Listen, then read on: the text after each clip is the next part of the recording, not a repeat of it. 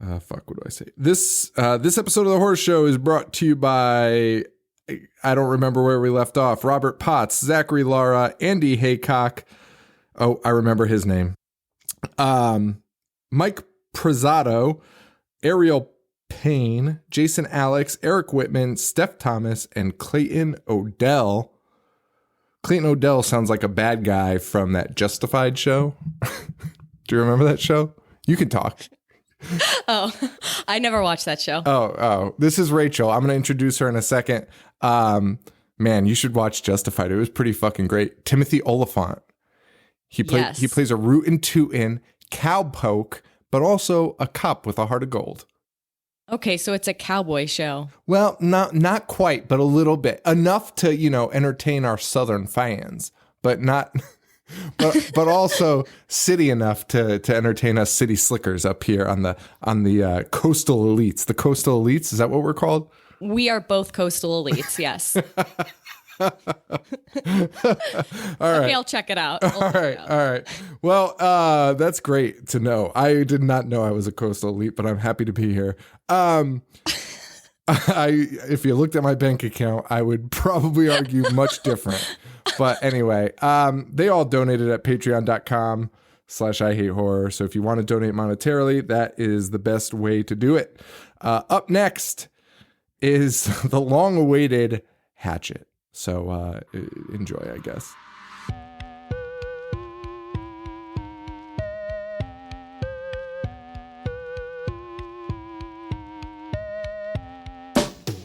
I stopped paying attention in class. I was thinking about the adventures of Ash, about the misfortune of sitting kids at Crystal Lake.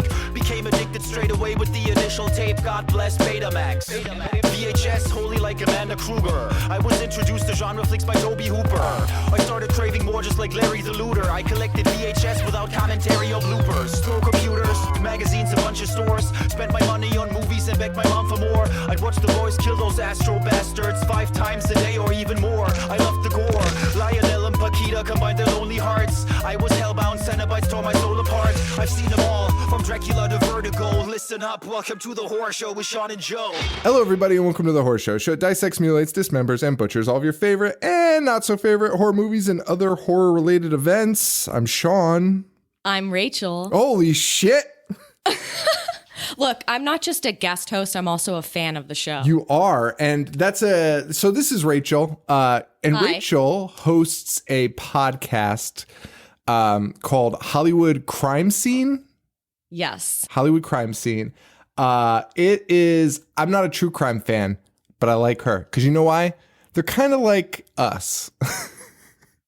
Yeah, we are kind of like the female version of you, Joe. Yeah, it's more just the attitude. Like, you don't take it overly serious, but you're giving out the content to the people that like it, and right. And you're one of the people. You're one of the people. That's right. We appreciate that here. You're not phony. You ain't a bunch of couple phony gals. We're also not professionals. That sit on stools at live shows. You know what? Fuck those gals. What let's just talk some shit. Let's talk some shit. About other podcasts? Let's stir some beef. Oh, dude, I would love to. Do you guys have any copycats that have been like, hey, we made a show because of you?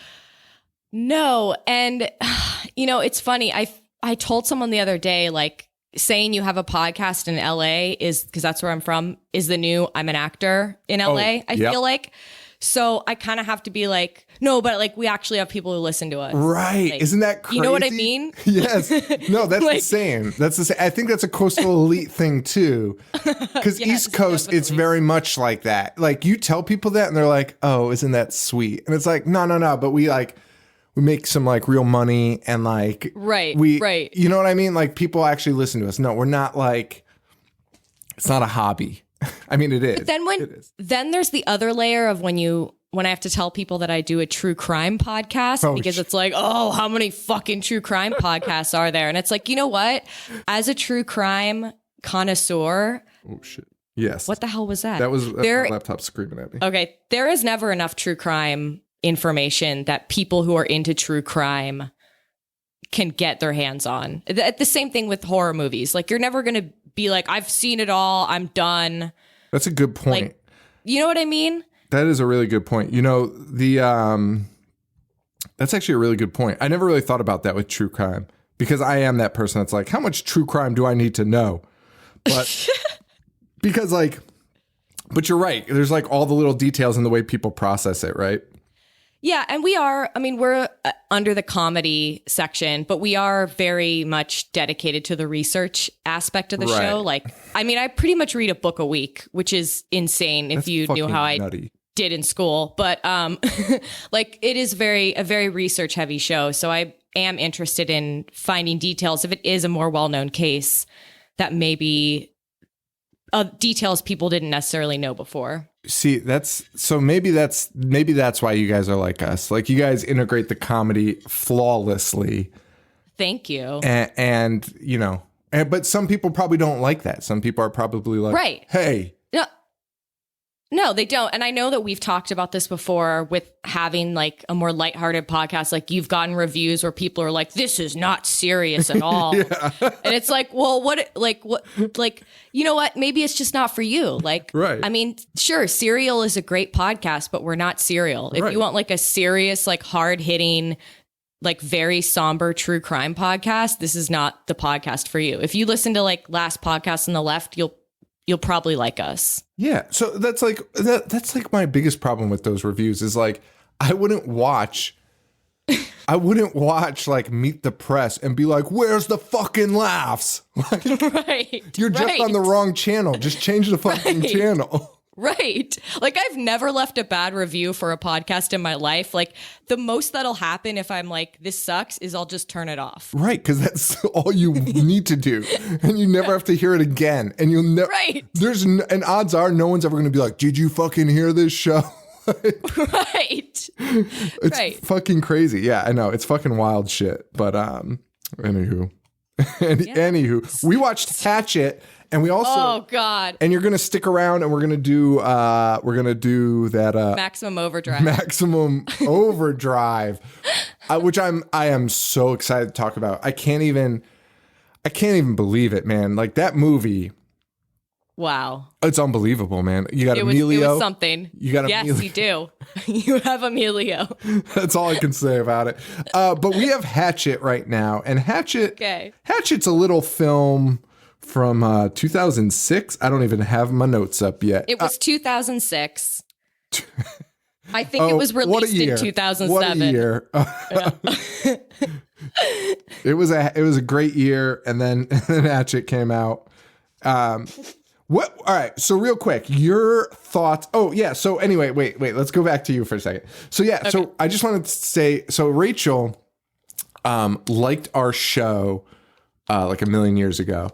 And she was like such like, she seemed like a social influencer. And I was like, there's no way this lady listens to our show. Like, she was too pretty and like, it was like too popular and cool and made funny jokes. I was like, she doesn't listen to our show. And it was like months later when she was finally like messaged me, like responding to like something about the show. And I was like, what the fuck? I was like, I never talked to you because I thought you were like some bullshit fucking add me so you can add me back type of person. But you were not, man. You liked the show. Look, when I heard you guys talking about ass eating on the Ravenous episode, I was like, this is my opening. This is where I @reply Sean. Oh, yeah, that's right. That's what it was. This is my topic. Yes.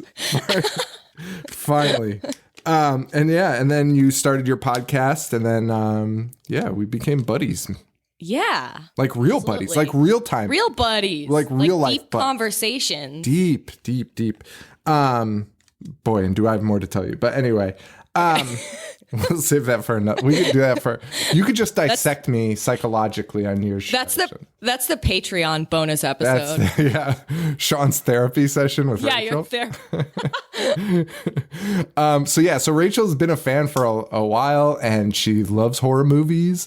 And so I thought she would be perfect. And her brand of comedy, she's on brand. She has an episode talking about Rod Stewart drinking a gallon of cum and getting his stomach pumped. So It's true. One of our earlier episodes, I think from 2017, we researched the myth behind the Rod Stewart getting sick from cum. And we debunked it, and we traced the origin of that myth, and it's just fucking fascinating if you're interested in that kind of stuff. which we all are. I mean, you Okay, have to be. You have to be. All right. So, Hatchet, 2006. Hatchet. Right? Yes. Adam Green. This is his like first full-length horror film. He had done Coffee and Donuts prior in 2000, but that was a romantic comedy. But this is his first move into the genre where he'll become beloved. And I'm going to be honest, I don't really know why. I don't either. And as I was watching it last night, I was like, wait, this was like a really requested movie? Very. Wow. Very requested. Okay, well, we should talk about it. Yeah, so because like here's my thing too. Okay, well, the Wikipedia was great too because the Wikipedia was like starring Robert Englund, Kane Hodder, Tony Todd, Mercedes McNabb, who I guess is from Buffy the Vampire. Oh, she was No, Adam's Family Values. Yes, she's Amanda, the little blonde girl. Yes. And you see her titties in this. Yes, it's crazy. Wow, it's fantastic. But then it goes, it was an ensemble cast. So I'm like, oh, that's crazy. All those people are in it so momentarily, and it's very odd. But the weirdest part is all the other actors in it. Like there are a ton of like character actors in this. That old dude. That to me, yeah, Rob Rio or what was his name? Oh fuck. His last name's Richard Rio. Yeah. Who's in everything. He's just the fat guy with the mustache. Right. He played the jump to conclusions Matt guy from Office Space. Yes. You that's jump right. to conclusions. That shit is so good. So he's in it, but then there's like the guy there's just a ton of these like character actors that you're like, oh shit, that's to me, that is more of the ensemble cast. and it's correct. That would be an ensemble cast, but not the ones they listed, but whatever. Robert Englund is in this for like 35 seconds.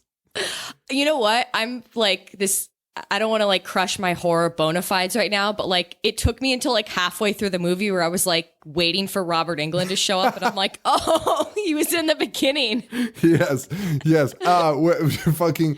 Well, I wouldn't blame you because he's just being a homophobic piece of shit all through the beginning, showing that real. God, the way he acts outside of Freddy is just like abysmal. It really isn't good. He is the guy that looks like he's acting so hard.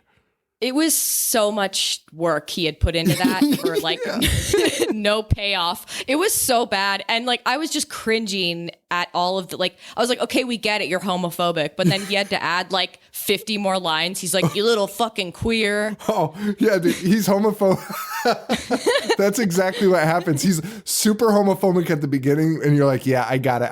And then the second half of his portion, which is another like 30 seconds, is just him saying queer at the end of every sentence. Right. And we're like, yeah, no, we got it already. We get that they're rednecks. We get it. What did you think of the movie like as a whole? Just real quick. Like, did you like it or no? Not a fan. I was not a fan overall, but I was entertained only because I was like, when is Tony Todd going to come back? Tony Todd's character is the best. I loved him. He carried the movie and he was in it for like 30 seconds, but he's the whole reason they even finished the movie. They're like, we have to do it for Tony. Absolutely. Dude, his performance is the best one. Right. And they did him dirty. The best joke too. I love it. That was good comic timing. Yes. You know what? There's something Tony should look into, is just doing a movie where he's a comedian. I bet you he'd do great in it. Yeah, I think so. Yeah. So we meet these. Oh wait, for some reason I have a question. Okay. I don't know why. Okay, so Joel Moore is in this movie. Joel Moore plays Ben, the lead character. He is that super nerd who's been in like Grandma's Boy and Dodgeball and Avatar and shit. He's the guy that turns into a robot in Grandma's Boy or whatever. Yeah. Okay, here's this random question I've written down for some reason at the beginning of my notes. So I don't even understand why. Would you rather fuck Joel Moore or Victor Crowley? Oh, Jesus. Okay, so I wrote in my notes when he first appeared on screen, I wrote budget Brandon Boyd. Ooh. He looks like a not as hot version of the lead singer from Incubus, especially with that haircut, which is like, what are you doing? That haircut, yeah. It's 2006. We've moved on from that at this That's point. a really good point. That haircut was donezo. It was done. Yeah. Like, that was really popular when I was in high school. Victor, just if you haven't seen the movie. Okay. Victor Crowley. Oh, God. Victor Crowley is a mutant who, like, is a mutant. He's a mutant. He's a giant mutant. Like, a fucking mutant. There's nothing else I could say.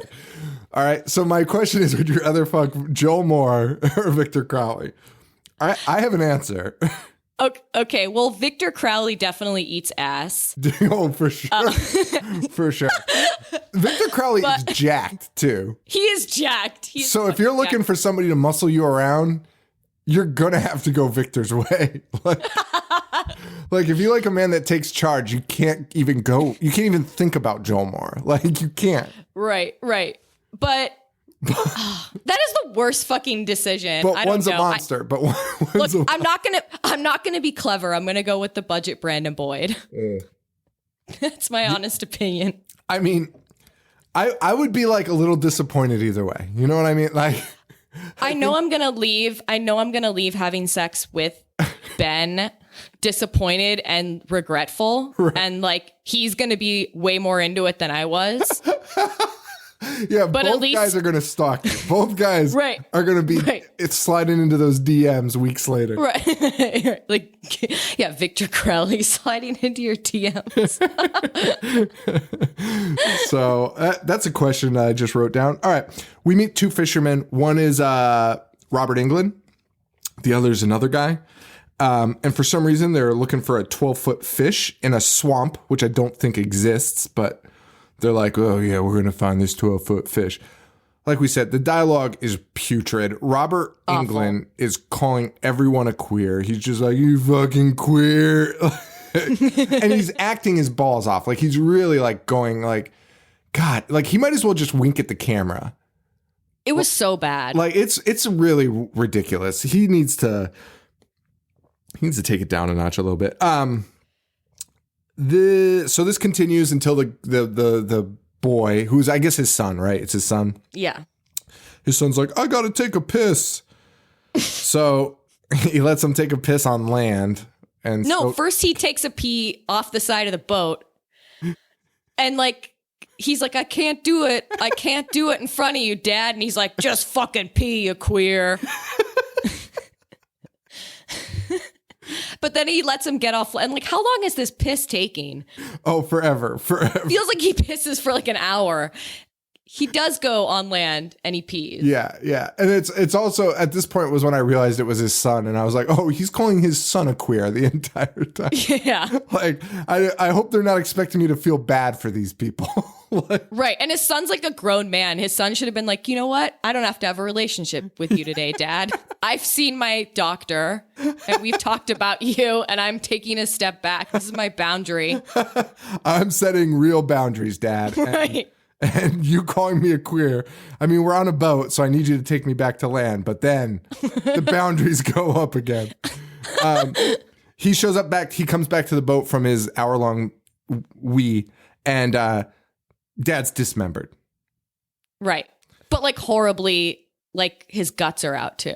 Oh, yeah. This movie is what it lacks in a lot of things. It has a lot of gore. Yes. It was, they put a lot of money and time into the gore, like so much. Which, I mean, sometimes when a movie just isn't that enjoyable, that gore really, it adds to it. It helps. We get a killer POV murder scene of him smashing this kid's head into a tree. And then, Pretty gross. dude, you know what? Okay, so the kills in this are amazing. The kills in this They are good. They are because, good. like, where another movie would end the kill scene, they go like always 1 to 2 steps further. So like he does a gross head smash into the tree. It's nasty, blood's everywhere, and then the guy's dead as fuck. And then Victor Crowley still proceeds to rip his arms off and then pull his organs out through his back. I couldn't believe that he was still going. I was like, no, that's enough. And like, I don't have a problem with gore stuff, but I was like, all right, like, okay, this is really over the top. Oh, okay, he's gonna keep going now, isn't he?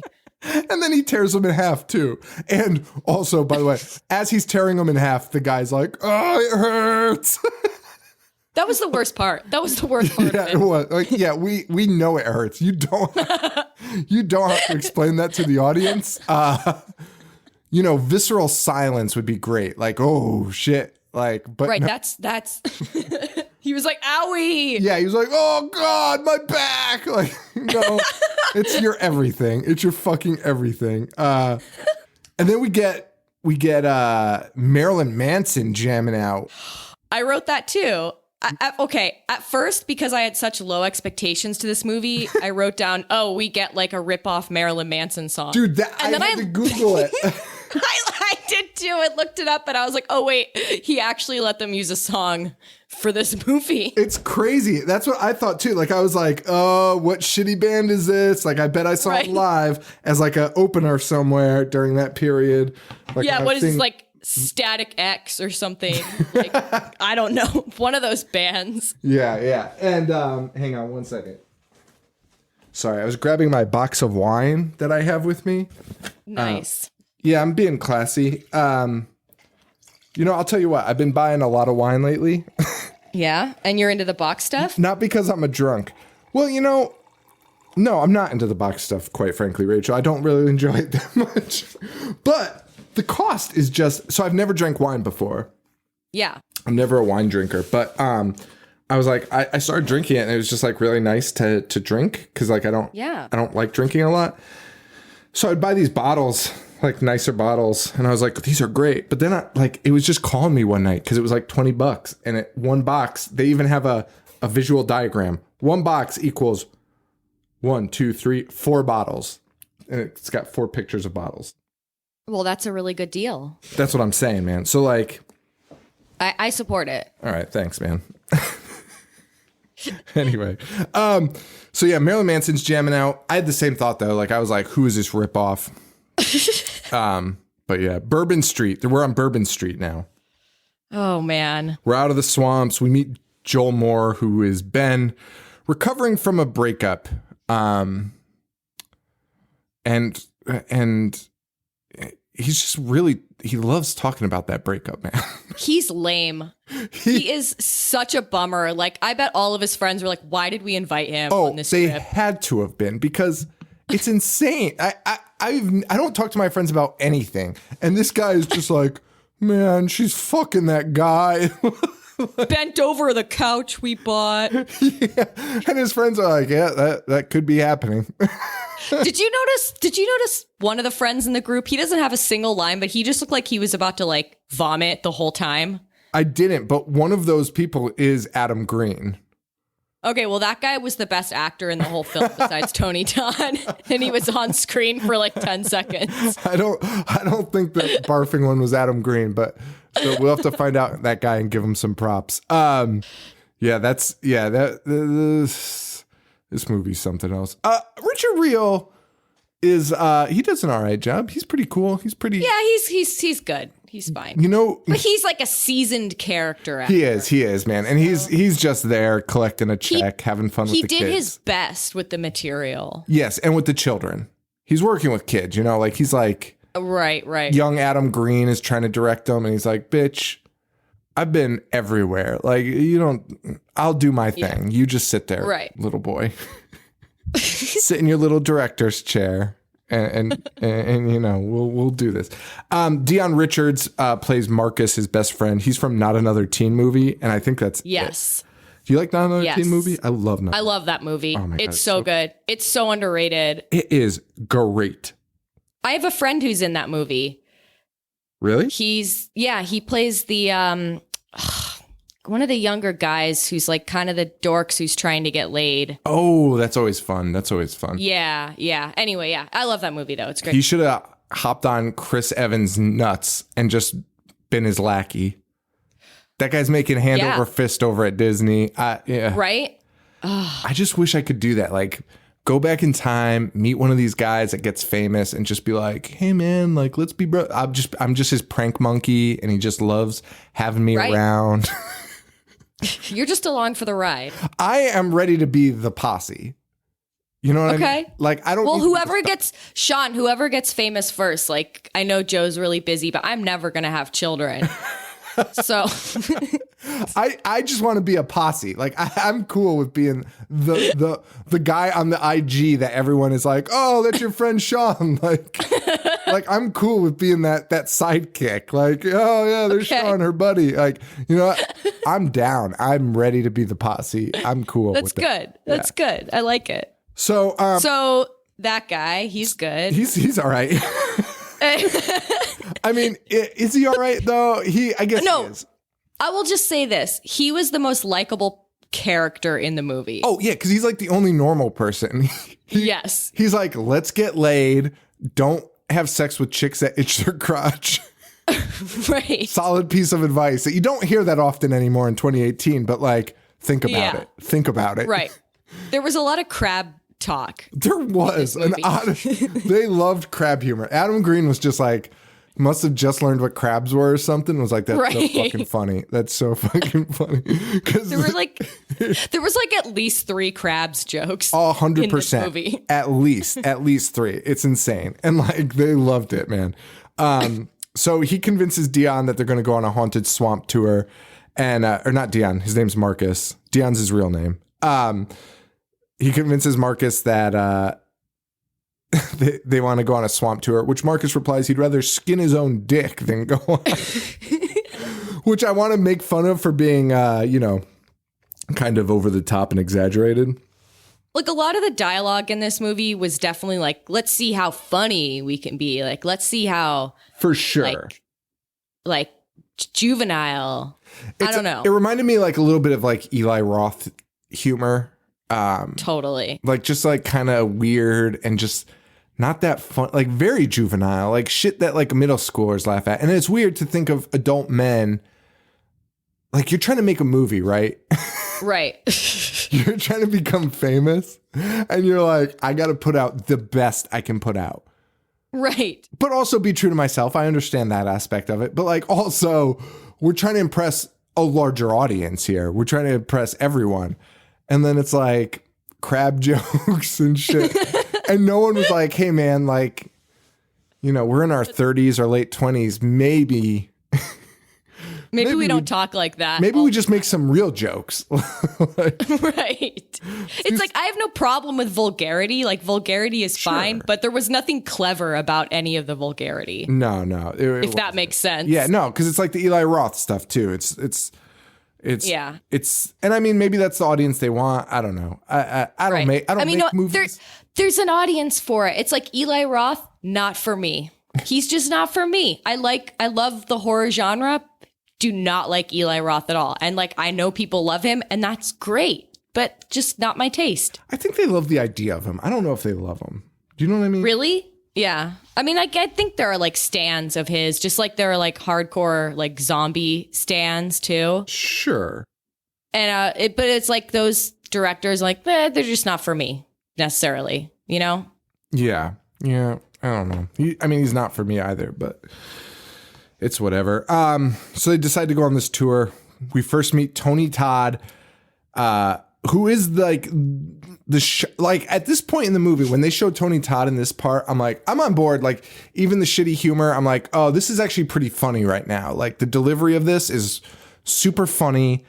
I'm in with this horror comedy element for this. It saved the movie for a minute. Yeah. Like, it really did save it. And like, even though he was wearing like this horrible like Party City Halloween store pop-up shop getup, like, it was like the shittiest costume ever. For sure.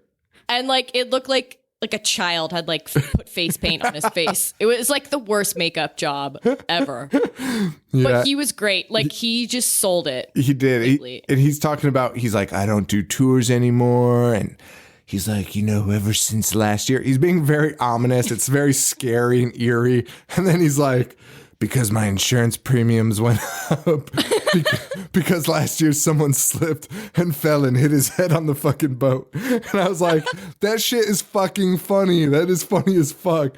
And like Marcus and him are like, oh, all right. And he's like, yeah, just go down the street. Like maybe they'll do it for you. So they're sent to this other place. We see Victor Crowley Lives merch for the first time, which was an interesting...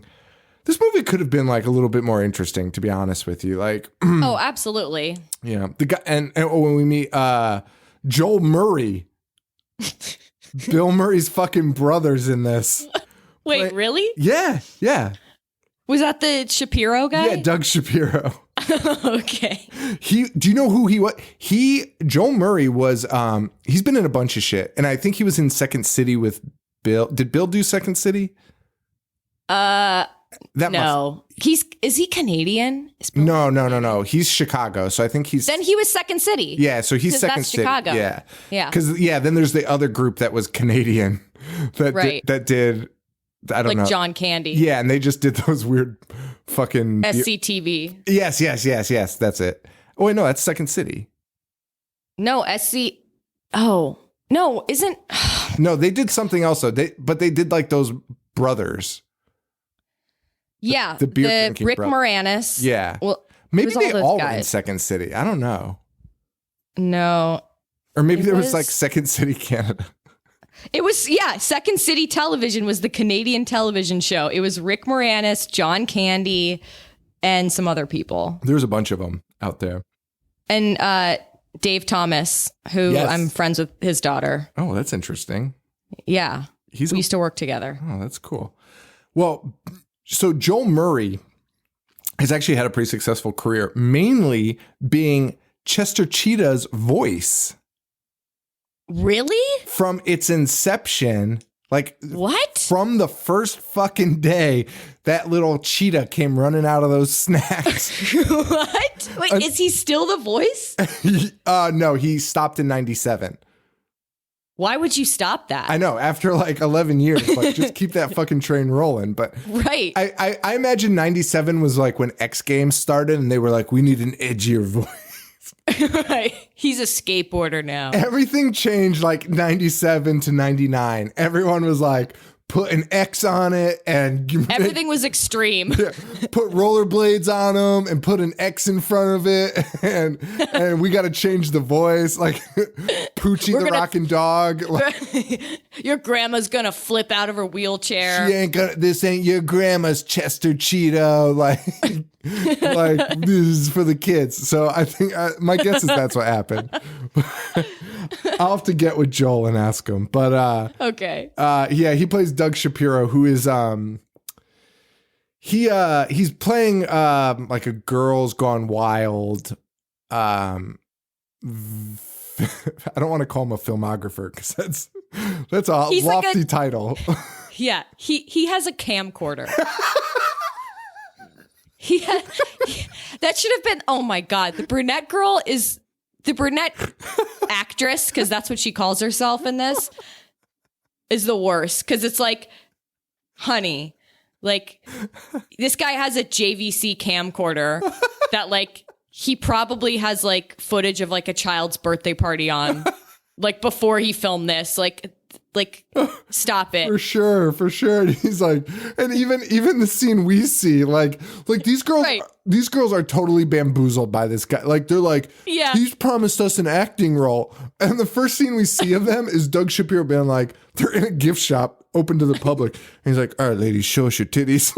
and they're making out. Yeah. It's unbelievable. So we get introduced to Doug and his two gals there. And we also meet Sean, who is dressed as a magician and is going to be their tour guide and is doing the weirdest accent I've ever heard. Like a Cajun accent. But it's great because like it's intended to be fake, right? So Yes. he's doing a pretty good fake because I can't do even like I can't even try to do a Cajun accent. And his like fake Cajun accent is pretty funny. It cracks me up. He's just like, oh, well, hello there, everybody. It's so absurd. So we meet. That's the gang, right? We get on a bus to go to the tour, which I felt whatever. Anyway, The second I saw this bus, I would be like, I'm out of here. Yeah, Like there the is- second there's no way you could get me on that bus. no, there are sheets blocking the windows. Are you fucking And there's like kidding me? weird spray paint designs inside. Yes. They tried to decorate it, but they just stopped. They're like, this is pointless. Man, I have the best wedding story about a van, but like we're already halfway through this episode. We haven't even touched this movie yet. I might have to save it for the next episode, but man, Okay. I've never seen a creepier van. You know what? It's happening right now. It's happening. It's Okay, happening. good. Go Just with it. tell it. Just do it. So I go to this wedding. It was a super white trash wedding. And I'm not even trying to be judgmental here. Like, but it was crazy. Like the groom ended up with he took off all of his clothes except his pants and then like the vest. Like, No. So he took off his undershirt and shit and then was like, yeah, I'm putting the vest back on. Like, No. Like he's a stripper. he took everything and he's like, he was absurd. Like not in great shape. Like during the reception? Oh yes. Like honestly, like Jesus Christ. 20 minutes in, he comes out. And wait, just to add to the trashiness before I get to the van story, he married a woman who had already had kids from another marriage. And he was very drunk and he started getting jealous and he was like, look at her this is unbelievable. This is unbelievable. He's like, look at her fucking dancing with that guy. And I look, like he was like really pissed. And I look and it was her son. Stop it. That's not even the worst part. That wasn't even the worst part. Her son, who has like, I don't know which disease, but he's in a wheelchair. He's in a wheelchair. God. Yeah. So she's dancing with him in a wheelchair and he's like, look at him getting all the fucking attention. And we were all like, hey, let's just take it easy here. Like, let's think about what we're saying right now. It's your wedding. That's the woman you love, presumably, and her Your child. stepson. And your child who you're going to be taking care of. This is fucking weird. But the photographer was super creepy. Like, he looked like Buffalo Bill from Silence of the Lambs. Yeah. But full head of hair, but like still that long stringy shit in the back. Right. And we go outside to take pictures and he's like, hang on, I gotta grab something from my car. So me and this guy are like watching him and we're like, get the fuck out of here. He's in one of those like those fucking like it's a brown van with the fucking racing stripes on it, like from the 70s. So like the 70s pedophile van? Dude, yes. Sheets in the windows with animal print, sheets in the windows. And the worst part, because you know what he's doing in there. He had cut out a hole in the van for a window unit air conditioner to sit in. So the window unit air conditioner was like hanging out the back of the van doors. Oh man. It was unbelievable. I've never seen anything like it. And we're like, he lives in that van, right? And everyone was like, oh yeah, definitely. Definitely. Oh, So man. that's my van story and my wedding story. And that wedding went so off the rails. There's like a billion other stories. A billion other stories. A man went through a glass door. It was insane. What? I've never seen anything quite like it. And it was like the best time. I sat there and I was just like, I had the biggest smile on my face all night. Like I was like, this is perfect. Like I've never seen anything like this. When was this? 2005 or 2006. So you were pretty young. Oh yeah, I wasn't even drinking age, but I was God. getting it. You know what I'm saying? Yeah, yeah. That's a wedding you get it at. Oh yeah. Miss Bianca, I remember you. You were a wonderful woman. Sorry I didn't call you the next day, but you know. Sean. I know, but you know, bad decisions were made all night. Right. I get it. I've been to that kind of wedding before. I've totally, before I quit drinking, I've definitely been to that kind of wedding before. Oh shit. Anyway, so they're in this bus to go to the tour. Hard segue. And on the bus, okay. So wait, no. So on the bus, we meet a whole nother group of cast members. We meet Mary Beth, who will obviously be the love interest, because as soon as Ben gets on, he's like, hey, baby. And she's an even bigger bummer than Ben is. Oh, you know what? You're right. You know what? Ben's an idiot. And he's an asshole, and he's got terrible pickup lines. But like, she could at least, and I'm not even saying this like from a sexist point of view, but she's just crying on the bus. I just like, I mean, like, I guess we find out why she went on the tour later, but like, I was just like thinking the whole time, like, why are you here? Well, why would you do this? Yeah. Why would you subject yourself to this? And even her reason for going on the tour, was she needed a boat. Oh, right.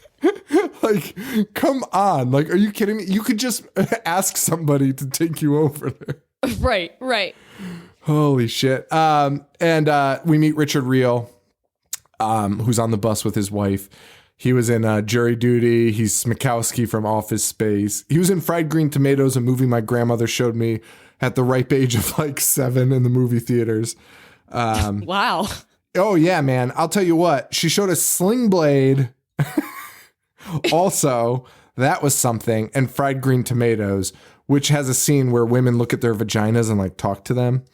And those are both very critically acclaimed films. It was. I mean, so she was trying to teach me. She was trying to culture me.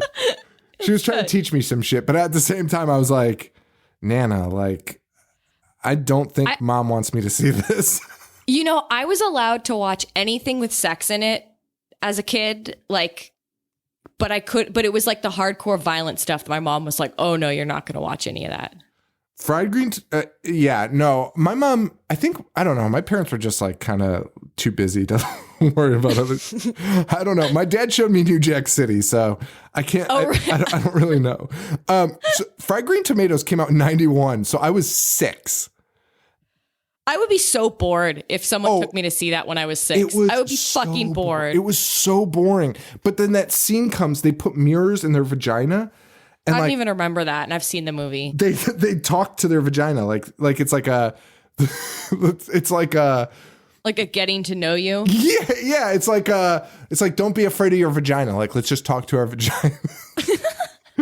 It's so bizarre. I just remember that so distinctly and being like, and my nana was cracking up, and I was like, "Oh, am I supposed to laugh? Am I supposed to laugh at this?" Yeah. So, yeah, that's crazy. Also, the Richard Reel line that was great was him and his wife are talking to Doug Shapiro, the quote director. Yeah. Oh, and he's like, they're like, "Oh, you're a director?" He's like, "Oh, yeah." And they're like, "Oh, what have you done?" He's like, "Beaver Bayou."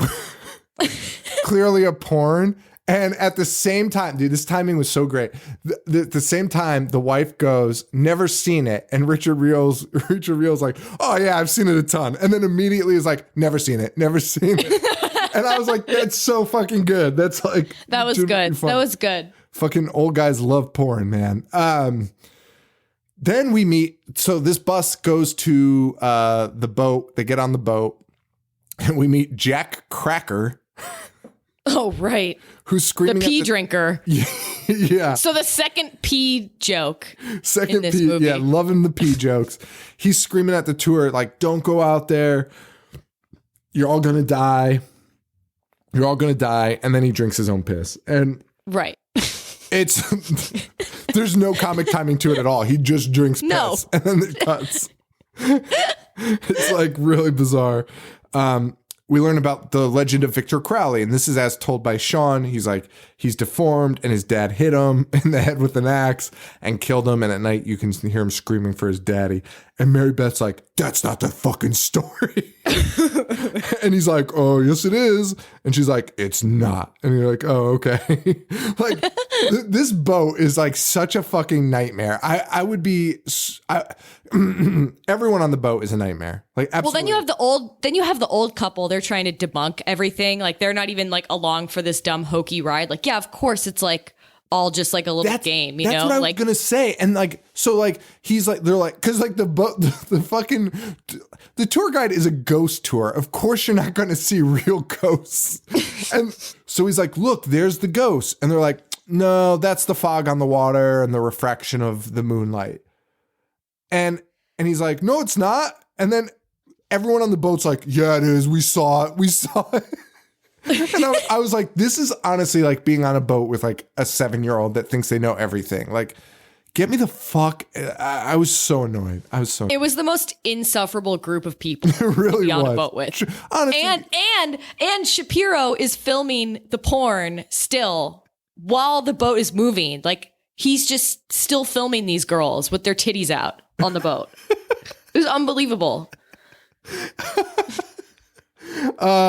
Yeah, no, Shapiro's in it to win it.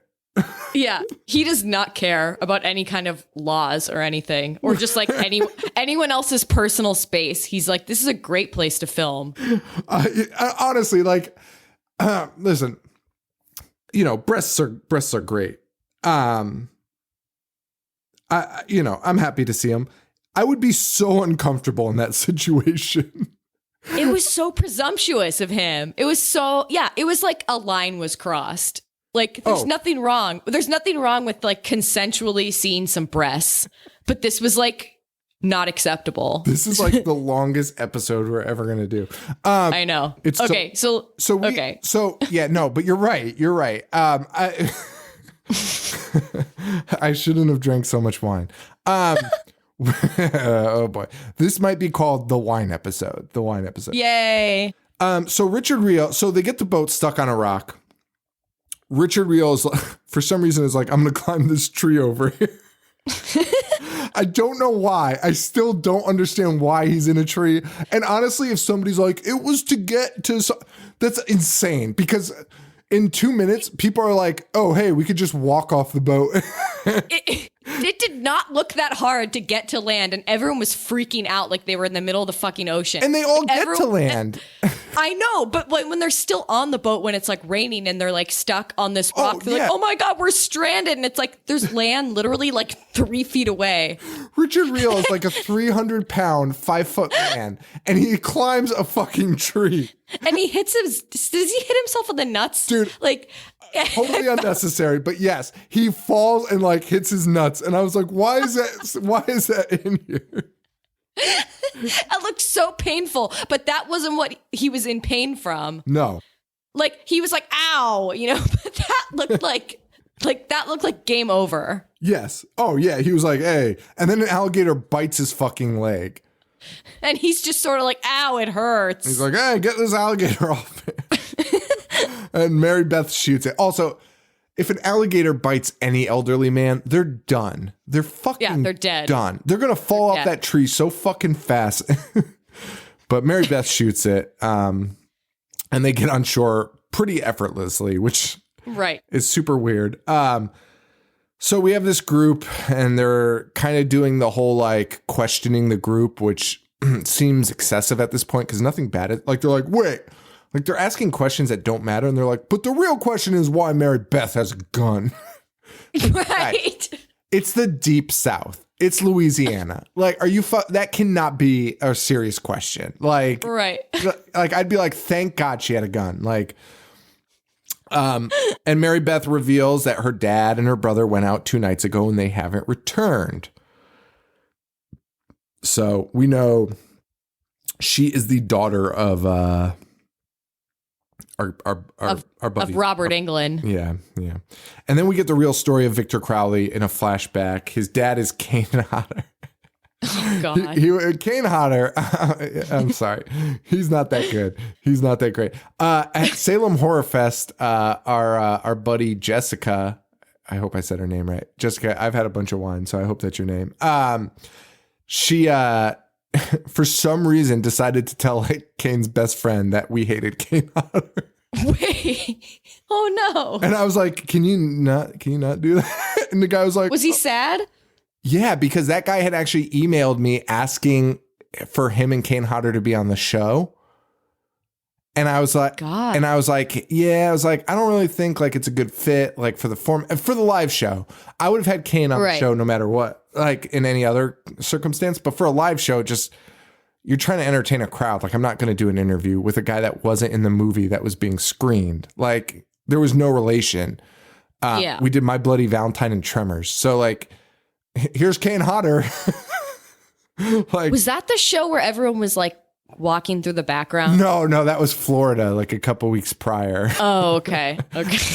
And most definitely walking through the foreground. Okay.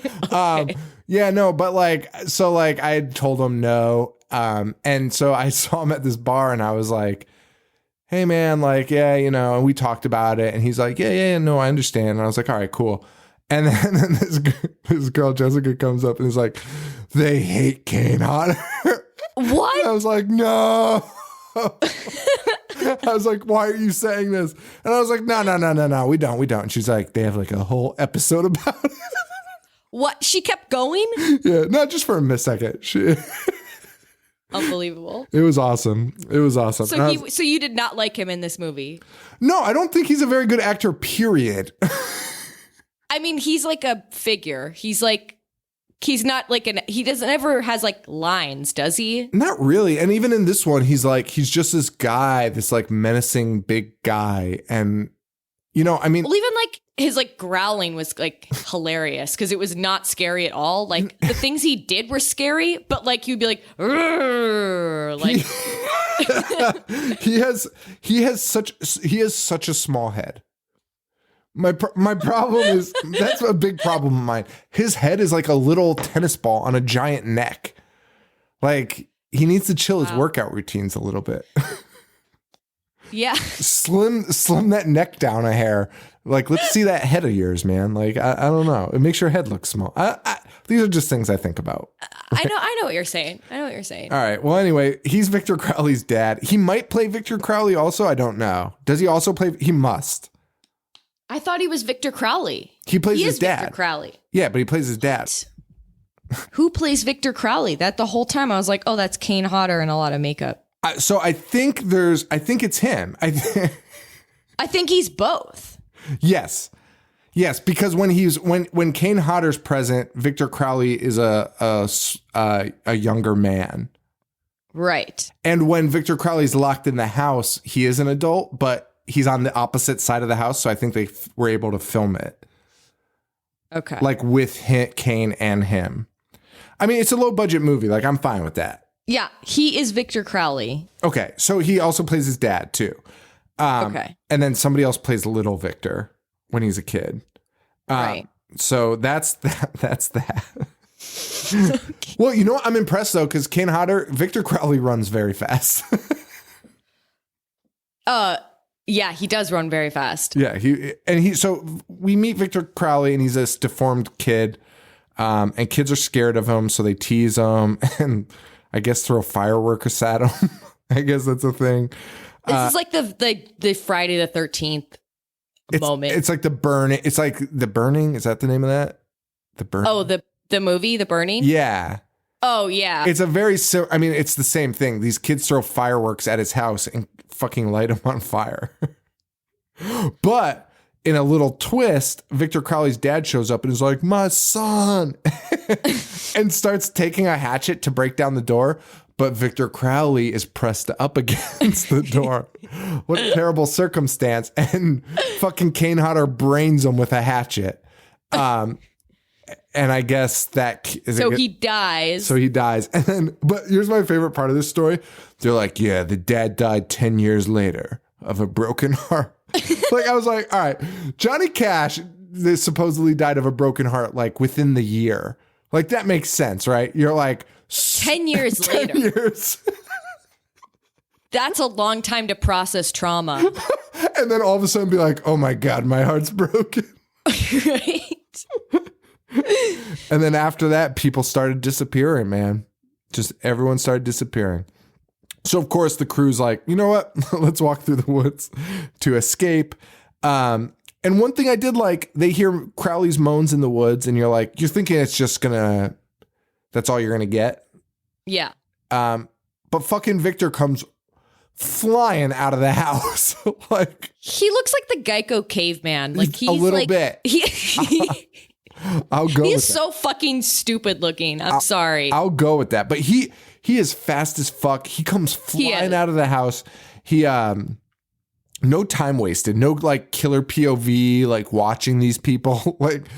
There is no suspense in this movie. That's at a good all. point. That's a great point. And it's funny because they kind of save the suspense for the final scene. Right. But it just makes it the worst scene in the history of movies. Yeah. 100% the worst ending I've ever seen in a movie. I agree, because also they the edit was really weird. Did your credits all of a sudden just come up a little too fast? That is the way the fucking movie is made. That is the way That's the movie... insane. I thought there was a glitch. I thought I had to rewind it. I was like, wait a minute. I went everywhere on the internet scouring different versions. YouTube had the end scene with it. And I was like, that's it, man. That's the fucking end of it. I could not... My brain could not process the end of it. It was terrible. It was alarming.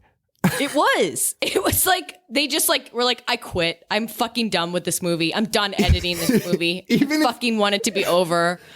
If you don't it was awful. I think you're right. I think it's the worst ending to a movie I've ever seen. It has to be. I've never seen anything I've never seen anything not the content of it, not story wise, but just how it just immediately cuts to the credits, so disjointedly.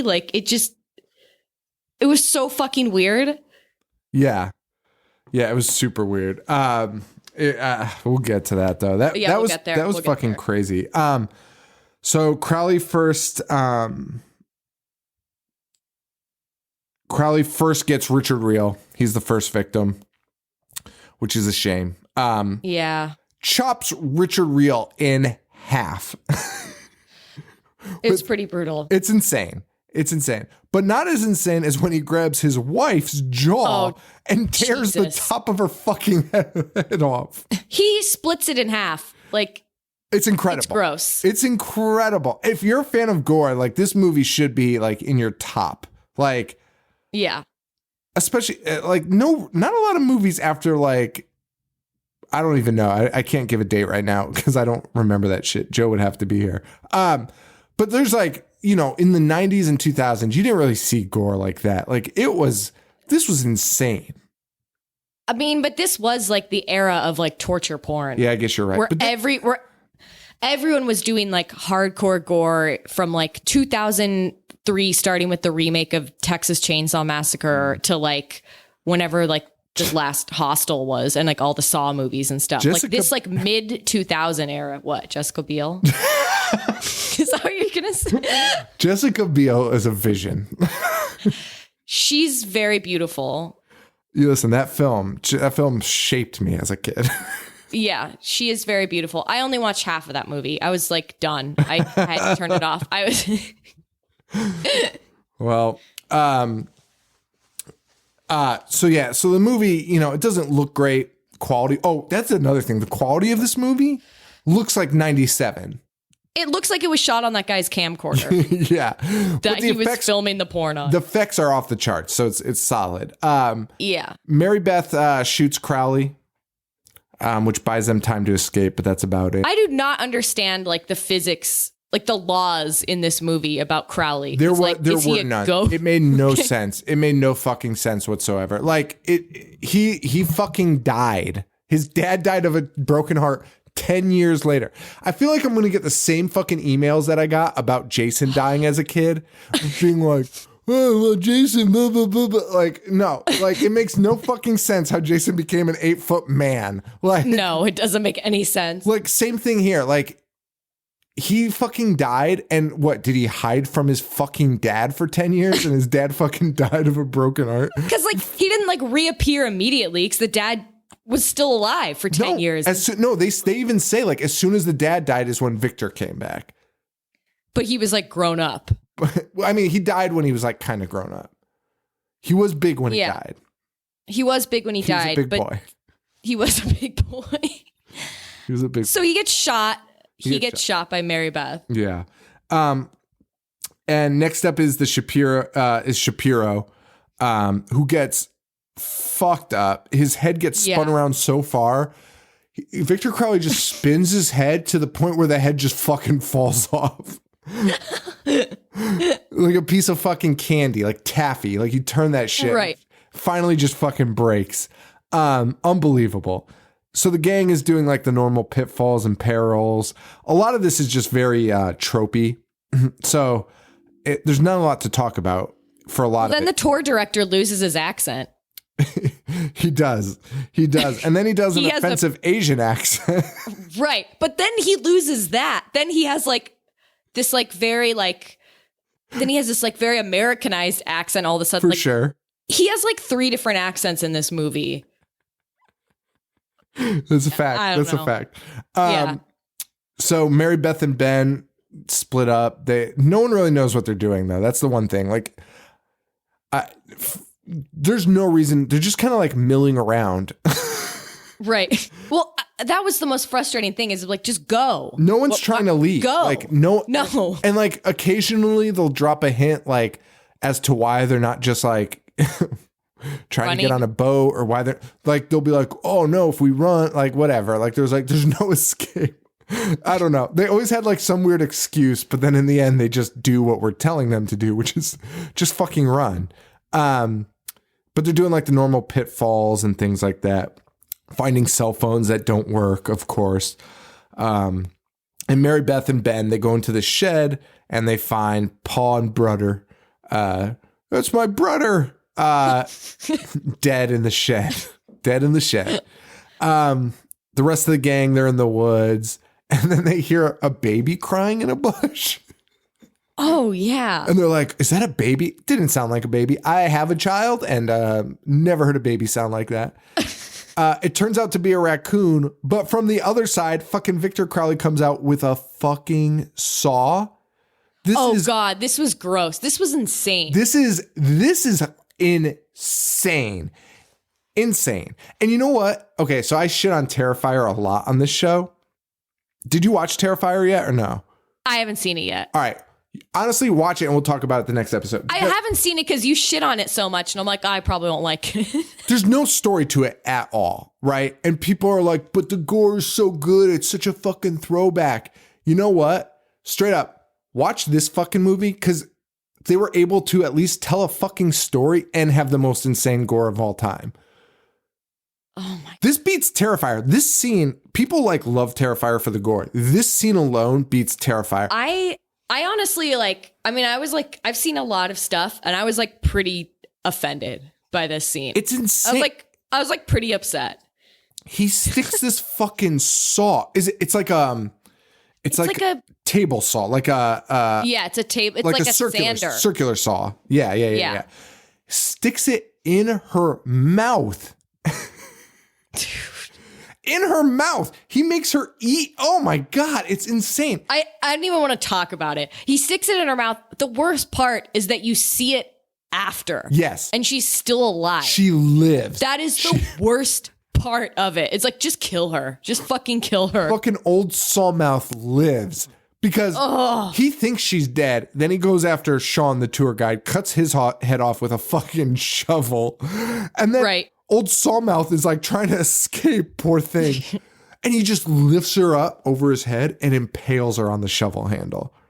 But he like pushes her down like compacting trash. He's like, I don't want to waste any space on this shovel handle. Right.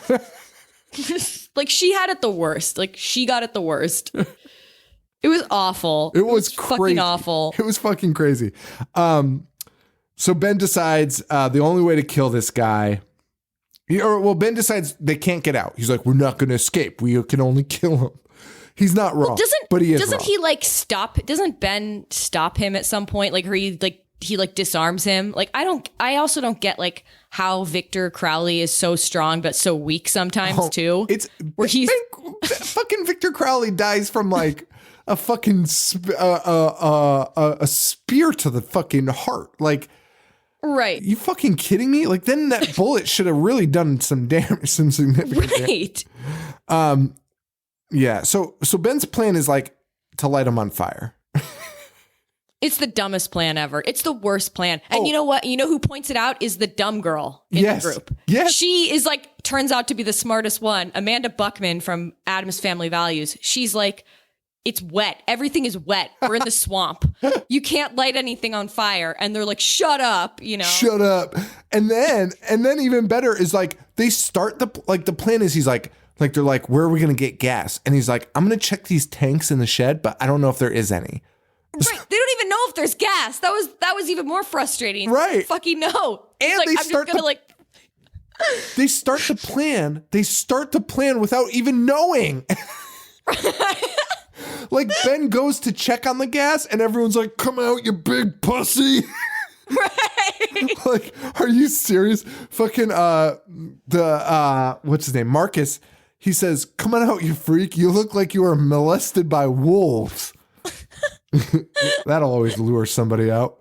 But then Crowley, like, you know, being the wise man he is, goes after Ben. But this is the same thing I have here. He's somehow subdued, but I don't even know. I don't know how he's subdued. I don't know how. Yeah, you're right. He's like totally disarmed by Ben, and I don't understand how. And then Ben throws gas on him, and then they light him on fire. And Crowley looks dead, but then it just starts raining, which puts him out.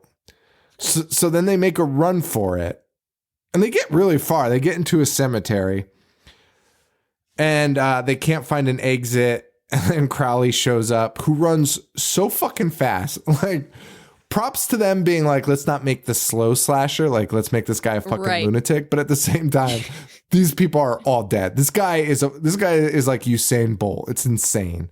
He's really fast. And then he like vomits like white jizz into Ben's mouth. And it's so gross. That's 100% semen. And why? I don't know. Maybe that comes up in the second one, Hatchet 2. Hatchet 2, Electric Boogaloo. Yeah, he throws up semen in Ben's mouth because he tackles Ben and does that. And I don't know why. They get away by kicking him in his cut. He has a cut on his arm. And she kicks it. And he's like, oh! So they like get he's away. Just been on fire. When he was on fire, he wasn't even like in pain. He was just kind of like, oh no. But like the cut was like, you bitch. Like, it was insane. Crowley's back up though, and he bear hugs barfing. Yeah, he bear hugs Marcus to death. Oh, and then again, Marcus is dead, and then just rips him in half again. For no reason. Oh, and then rips his arms off and then takes his corpse and smashes it against like a tombstone. Oh, yeah. That was awesome. That was kind of like the sleeping bag. That's what I was going to say. That was definitely, and I think Kane did the sleeping bag scene, if I remember. Yeah. He at least did it in the remake. I don't know. So I feel like people were just like, can you swing shit? Can you swing heavy shit, man? And he's like, yeah, check this out. And then Ben is like, I can't go on. Bro, are you fucking serious? I would have left his ass so bad if I were Mary Beth. And Mary Seriously. Beth's like, Crowley is back and javelins a fucking, like the thing Jason uses in like Jason 7, the piece of the fence post. Right. He javelins this like 100 yards into Ben's foot. Oh, right. Pinning Ben down at the foot and starts charging at him full speed. And then she's like, I've got an idea. And they start pushing the fence post down so it's like angled at Victor Crowley. Victor Crowley is watching that. Victor Crowley is running at them. I don't know how they pulled this off. And then it goes through his heart. And he's dead. And that's what kills him.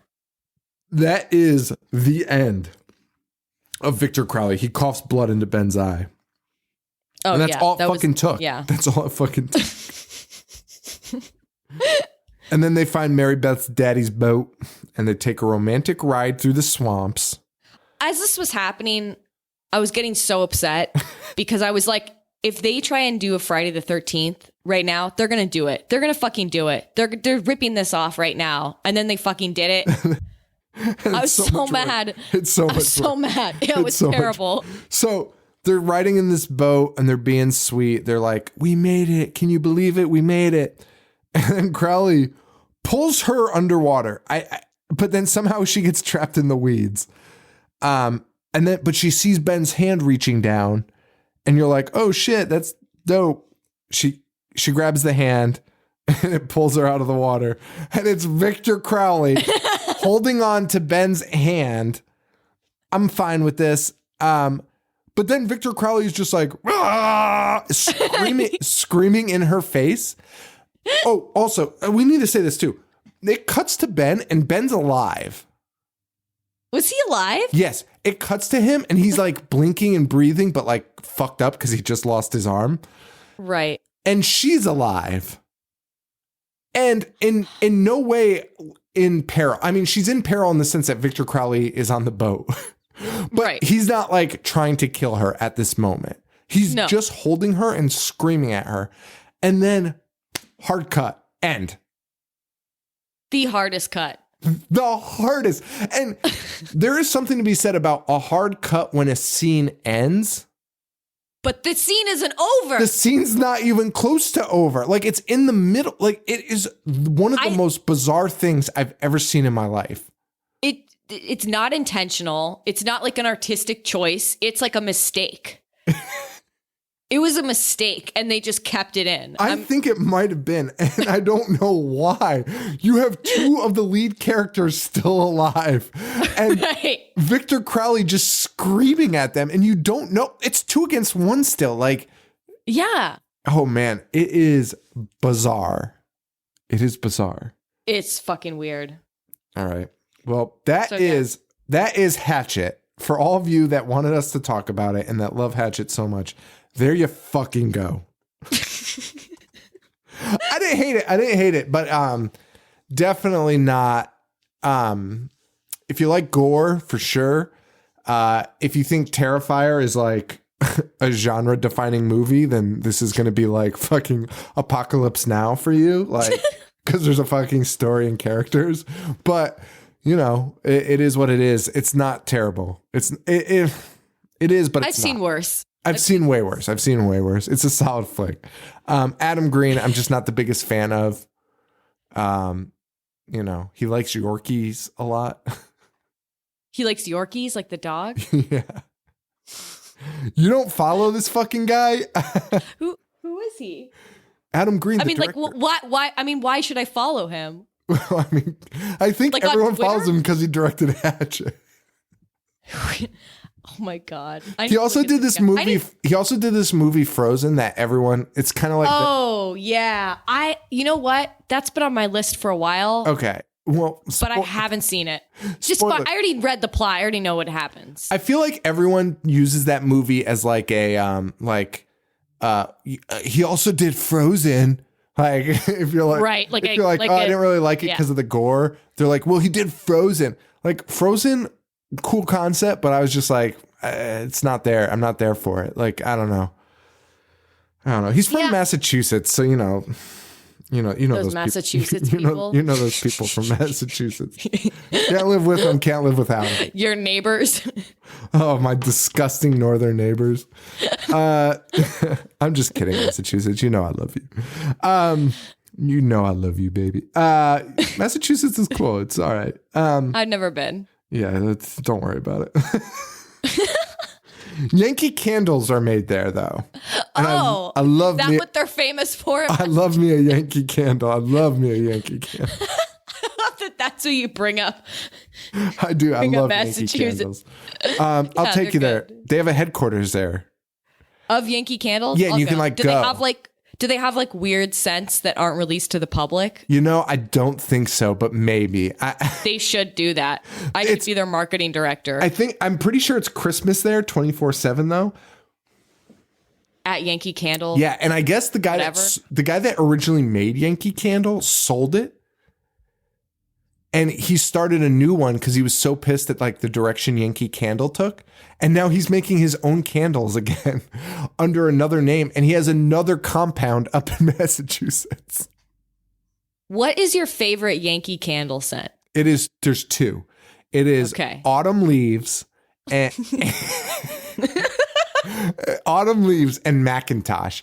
They are amazing. And here's a pro tip. And this is costly. Okay. But if you burn them at the same time, you get the most heavenly fall scent you'll ever have in your life. Sean, that is so on brand for you.